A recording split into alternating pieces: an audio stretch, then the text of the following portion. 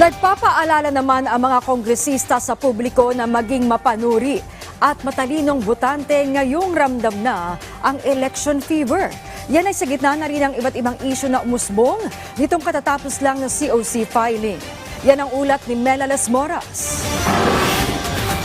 Magkakaiba ang opinyon ng mga kongresista kung dapat pa bang payagan na makapaghain ng kandidatura sa eleksyon ang mga personalidad na naharap sa patong-patong at mabibigat na kaso. Umusbong kasi ang diskusyon ukol dito matapos maghain ng Certificate of Candidacy sa pagkasenador si Kingdom of Jesus Christ Executive Pastor Apollo Kibuloy na ngayon nakapiit sa gitna ng kinaharap na kasong child abuse, sexual abuse at human trafficking. Para kay One Rider Party List Representative Rog Gutierrez na isa ring abogado, alinsunod sa batas hanggang hindi pa nahatulan ng korte ang isang akusado, maaari pa rin siyang kumandidato at kailangan itong irespeto.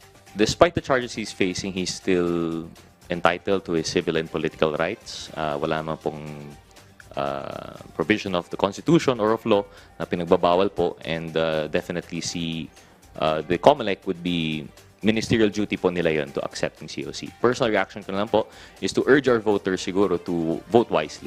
Si House Committee on Human Rights Chair Bienvenido Abante Jr. sang-ayon din dyan, pero iginiit niyang napapanahon na para amyendahan ang patakaran ukol dito. Ibang usapan na raw kasi kung heinous crime o non-bailable offenses ang kinaharap ng isang individual at nakitaan na ng probable cause.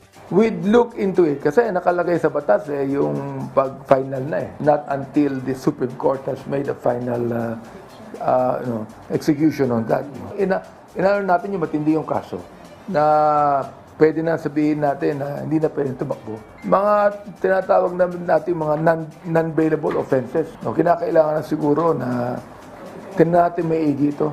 Bukod dyan, mainit din ang issue ukol sa political dynasty at party list system at parehong pabor sina Gutierrez at Abante na higpitan na ang patakaran ukol dito. Ayon naman kay House Speaker Martin Romualdez, sa gitna ng iba't ibang issue sa eleksyon, mahalaga na maging mapanuri at matalinong botante ang bawat isa, lalo pat sa huli, sa kamay ng taong bayan na kasalalay ang kinabukasan ng bansa. Sa ngayon, nakapaghain na ng kandidatura ang ilang incumbent congressmen na nagnanais namang maging senador. Tulad na lamang ni House Deputy Speaker Camille Villar, House Deputy Majority Leader Erwin Tulfo at Valenzuela City 2nd District Representative Eric Martinez. Sa isang pahayag, iginiit ni Martinez na hindi man siya sikat, maipagmamalaki naman niya ang kanyang mga nagawa bilang lokal na opisyal. Ito ay sa gitna na rin ng mga batikos laban sa pagdagsa ng COC filers kahit hindi naman kilala ang ilan.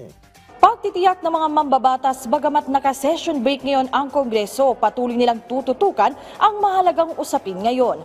Mela Las Moras para sa Pambansang TV sa Bagong Pilipinas.